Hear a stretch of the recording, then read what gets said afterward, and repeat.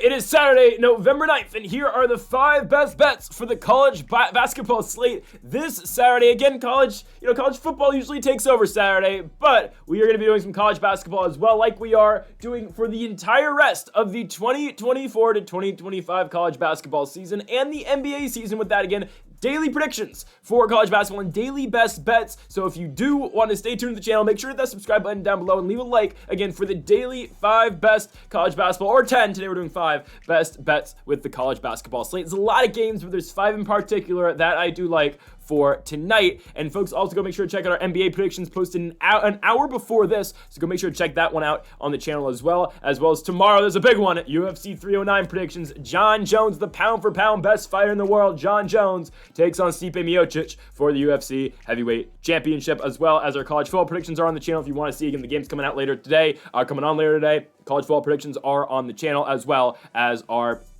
Week 10 predictions for the NFL as well. Yes, this video is going up an hour earlier today. Actually, this one's going out about like 8 today. Basketball at 7, just because we got to get these games out. We got to get this video out before the Louisville, Tennessee game, and that, of course, is our first game of the day. We like the Tennessee Volunteers to go on the road and beat Louisville in the KFC Yum Center in Louisville, Kentucky. Now, I've been to the KFC Yum Center before. It's a solid arena that has a lot of KFC fried chicken buckets in it. But we like Tennessee to go on the road here and beat Louisville, right? Last season, Tennessee, way better team, obviously, right? Louisville was very disappointing last season. I get it. Tennessee loses, their best scorer, Dalton Knecht. Obviously, he's on the Los Angeles Lakers now. Knecht had a huge tournament for Tennessee, put up 37 in the Elite 8 in their loss to Purdue. But I mean, again, Knecht was this team last year. Tennessee, though, still a ranked team. They're ranked 12th going into this game. They won their first game over Gardner-Webb. It was an 18-point performance by Chaz Lanier, the senior out of Nashville, Tennessee. Did, again, lead Tennessee in points in that game. He is a UNF transfer now, obviously, with Tennessee. Had a good game in his opener. Tennessee is taking on Louisville. And this is a Louisville team last season that was uber disappointing in the ACC. They went 3-17 in the conference, their only wins being a big win over Florida State, a win over Georgia Tech, and then a win early in conference play against Miami. Overall, though, Louisville went 8-24 in conference last season. Sky Clark, one of their leading scorers last year, was a guy who had big games for them, is now at UCLA. Louisville did get better in the offseason, right? Mike James also leaves to go to NC State as well. I think Louisville got somewhat better. I think, you look at what they did against Morehead. They dominated the game, obviously won it 93-45. That's what you expect when they play a team like Morehead. Keyshawn Pryor, their power forward, had, I think it was 18-12 in that game, yes, over Morehead. So a good performance again by Keyshawn Pryor. But I think Tennessee's the better team in this game. I get the game is at Louisville, and that's why Louisville is getting the point spread, and that's why they are favored to win this one. But I just think Tennessee's the better team, guys. I think they are. Again, I know they lost guys in the offseason, obviously, and again, losing your leading scorer and your best shooter and Dalton Knecht does hurt, obviously. Again, Connect's not back for this year.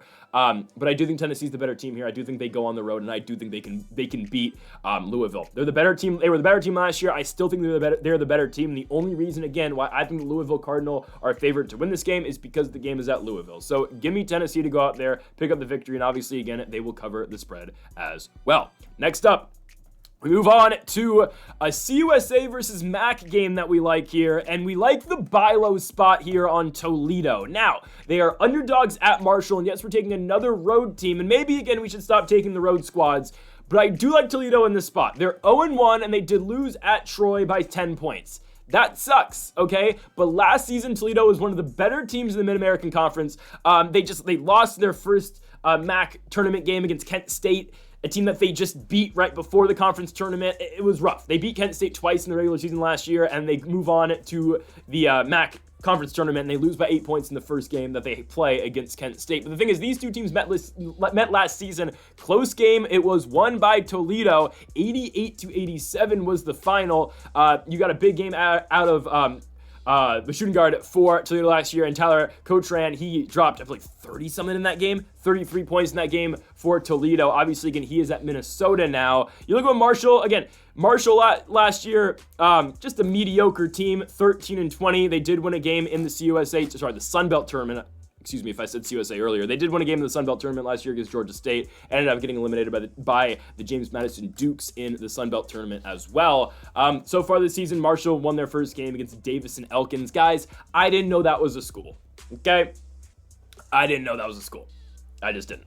I think Toledo is the better team. They're the better team last season. Again, I feel like this is a buy low spot on the Rockets. I get it. Again, college basketball, some of these group of fives, these mid-majors, they're going to, they're going to lose their big, their big key pieces on offense, or just in general, obviously due to the transfer portal, because there's so many moving pieces in college basketball. It's the transfer portal is even more extreme in college basketball than it is college football. I mean, all of these guys in these feeder schools now always move up to play for the Power 4 schools, which is crazy. But I still think Toledo's able to win this game. They got 19 points in their last game from Javon Simmons, their sophomore forward. I'd expect him to have another big night. And again, we did see Toledo beat Marshall last season. I get it was a competitive game, sure. But as a whole, Toledo was the much better team last season. And I do think they're able to continue that success into this year. And I think they're able to beat Marshall. Again, I think it's a perfect buy low spot for Toledo. They are 0-1. They lost by 10 points at Troy. I get it. But now this is where we buy low and we expect them. I don't expect Toledo to drop back-to-back games, especially against a Marshall team that I think they're better than. And I get it. It's like the last game. The reason why I think Louisville's favored over Tennessee is just because the game is in Louisville. And the reason why I think Marshall is getting the points over Toledo is because Toledo's on the road. This one is in Huntington, West Virginia. Give me Toledo to go on the road and win the basketball game. They are 1.5-point dogs, but we are riding the underdogs today. Give me Toledo in our second game here to go cover and win against the Marshall Thundering Herd. Next up, we move on to one of the biggest games of the day. You've got the Baylor Bears going on the road to take on Arkansas. Actually, no, this one is a neutral site. This one's in Dallas. So Arkansas is the home team, but this one is at the American Airlines Center, obviously the home of the Dallas Mavericks. And again, another buy low spot. We're buying low on the Baylor Bears, okay? Their game against Gonzaga just got away from them, okay? It was absolutely abysmal. It was a horrible performance. They were trailing by 20 at halftime, and by, again, the time they get out the halftime locker rooms, the game's essentially over. Here's the thing. Arkansas is no Gonzaga. They just aren't. They're no Gonzaga. Boogie Flan dropped 17 in their first game. I think they played Lipscomb, was it? Beat Lipscomb. Boogie Flan put up 17 points. John L. Davis put up 15. You got Trevon Brazil, who put up 8 rebounds in that game. He's been around the system for a while here in Arkansas now. I like Baylor to go on the road and win this game. I do, right? They still have their stars on this team. I get it. They did not get, Jeremy Roach, 27 minutes, 9 points. It's not going to cut it. VJ Edgecombe is not going to cut it. 4 points in 29 minutes. I mean, he had the dunk at the end of the game, but I mean, again, 4 points out of VJ is not going to cut it. I don't think Baylor, again, like some of these other schools that we're picking, and that's kind of a theme in today's video, and either it really goes well or it really goes badly. We don't expect these teams to continue to play this poorly. We don't. We're taking Baylor to go on the road and beat Arkansas. Well, it's a neutral site game. I need to stop saying it's on the road. It's in Dallas. Baylor's from Waco. Arkansas, obviously, it's in Fayetteville. I think it's got to be closer. It has to be. It's in the same state. Baylor going to Dallas and Arkansas going to Dallas. Regardless, I don't think home court advantage or, proximity to home is going to play too much of a difference in this one. I just think Baylor's the better basketball team. I get it. They got blown out in their first game. But going into the season, again, preseason rankings don't mean all that. But they're the 8th best team, again, projected to go. They were the eighth best team projected in the top 25. In all of college basketball, Baylor was projected to be the 8th best team. Arkansas 16th. I get it. This is not the same Arkansas. I get it. Arkansas was horrible last year, but this is not the same Arkansas team from a couple years ago when Musselman had those guys going. They're just not. I think Baylor's able to win this game, and I do think they're able to cover as well. They are getting 3.5 on the road. Buy low spot for Baylor on the neutral site. Give me Baylor to go in there, beat Arkansas, and to cover the 3.5 points as well. Next up, we move on to a good spot, I think, here for the Liberty Flames. We're taking another underdog. 3 underdogs in this video. So again, either this is going to go really well or it's going to go really poorly. But we're taking Liberty to go to Seattle and beat the Seattle Redhawks. Again, Liberty is not the team that they were when they made the NCAA tournament in 2019. And they made it again, or they were getting to the ASUN tournament finals every single season. They're not that same team, I understand. Darius McGee is long gone from this Liberty program. I understand that. He was the heart and soul of the Liberty Flames for years. He'd have crazy games. I mean, he would average, he had games where he dropped 50 over in the ASUN conference. I completely get that. Liberty, they blew out Valpo in their last game. That was one of the picks that we made on opening night. That was one of our 5 best bets. We said, no way, no how is Liberty not destroying Valpo. And they did exactly that. Now we think they are going to go into Seattle and win this basketball game. Seattle's coming off their first game where they lost at Eastern Washington. Close game. They lost 93-86. They got 20-11 out of Matthew Alexander Moncrief in that game, the senior out of Toronto. Regardless, Liberty is the better basketball team compared to them in Seattle. They just are. I don't care the games in Seattle. I really don't. Seattle was a team that did go far in the CBI. They won the CBI last year, beating High Point in the championship game. Honestly, that doesn't mean anything to me. It really doesn't. I get it, Liberty wasn't all that last season, but I still think they're a better team than Seattle. I think them in the CUSA is better than, Seattle, who is just, a team in the WAC. I don't know. Seattle, they didn't look that impressive in the Eastern Washington game. Eastern Washington was able to score at will for Liberty in their game against Valpo. Again, they had their way, scoring 83 points in that one, winning by 20. I think Liberty's the way better team. I think they are. I think the Flames should be able to go into Seattle and win this game. Again, like the two that we mentioned earlier, this is a neutral site. Liberty would be favored. If this game was in Virginia, Liberty would be favored as well. It's just that the fact that Liberty's got to go cross country and play Seattle. I get it. It's a long, flight over, but Liberty hasn't played since Monday.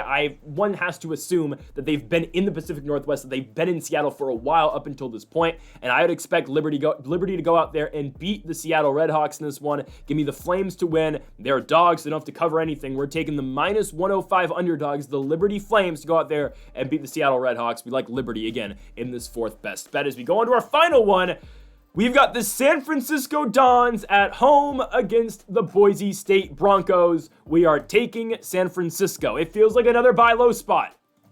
It really does. It really does. San Francisco struggled mightily with Cal Poly, and I get it. Cal Poly struggled mightily with Cal, and they, Cal ran away with that game in the second half. I completely understand that. I would not expect San Francisco to play like that again. They should be able to play up to their competition here.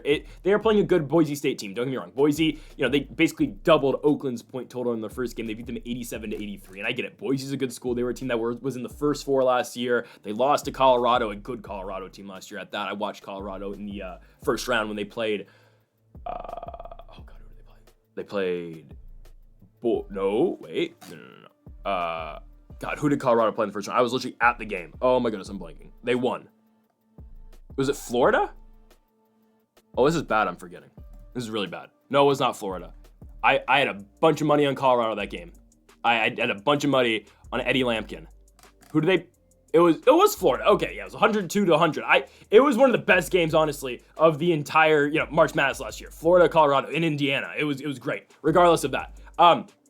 Boise State was a good team last year. They lost to Colorado in the first 4. Obviously, they were playing in that tough Mountain West Conference. They went 13-5 in the Mountain West. They were 1-and-done in the Mountain West Conference tournament, losing to UNM. They get San Francisco in this game. Again, San Francisco was in a competitive ball game against Cal Poly. They were able to score. As long as they just don't give up a crap ton of points this game, they should be fine. They got a huge game out of their freshman, Tyrone Riley IV, 26 points in his debut at the collegiate level. Good performance out of him. You got 23 points in that one as well out of Malik Thomas. He's a senior. I like this USF team. I do. I like a lot of teams of the West Coast Conference. We are going to be picking a lot of West Coast Conference teams this season. I like San Francisco a lot. I like St. Mary's. I like Santa Clara, even though Santa Clara is what it is yesterday. It's fine. And, Zaga's Zaga. So, obviously, you know what we're going to say about Gonzaga. Again, the West Coast Conference, I think it's a really good conference. Arizona State versus Santa Clara yesterday didn't go our way. That's fine. You're going to have games that don't really turn out for you, okay? Regardless, I do think that San Francisco is able to win at home here. I think it's another buy low spot. Again, they didn't fare all that well against Cal Poly. They won the game, but obviously they are expected to win that one by a lot more. I think they come out here with a chip on their shoulder, and I think they beat this Boise team. It's going to be a tough game, don't get me wrong. Boise's a good school. It's a team that was in the NCAA tournament last year. They blew out Oakland. They really didn't even have to play their top guys like Omar Stanley. I think he played 20 minutes and scored 15 points. Again, I think San Francisco should be fine here. They have not played since, when was their opener? Was it Tuesday? Tuesday or Monday? I think it was Tuesday. I think USF played on Tuesday, right? I think. Yes, Tuesday. They haven't played since Tuesday. Again, they got great production out of the freshman and Riley. I'd expect Tyron Riley to have another big day, and I think USF is able to win at home against Boise State. Not my most confident one off the slate. Obviously, they're the biggest dog we are taking, but we're going with the San Francisco Dons to win at home and to beat the Boise State Broncos. Obviously, they'll cover the spread as well. That's the safer play. Honestly, plus 3.5 is the much safer play. I think this is a competitive ball game. Does San Francisco win it outright? We will see, but I do think, again, San Francisco keeps it close and doesn't get straight blown out, so I think they cover the 4.5 points or 3.5 points. So, folks, that'll do it for our college basketball predictions here on November 9th. Make sure to hit that subscribe button down below for more daily college basketball bets here on the channel. Make sure to leave a like if you did enjoy the video. Make sure to comment if you do disagree with any of the picks, folks. Thank y'all for watching, and Mamba forever.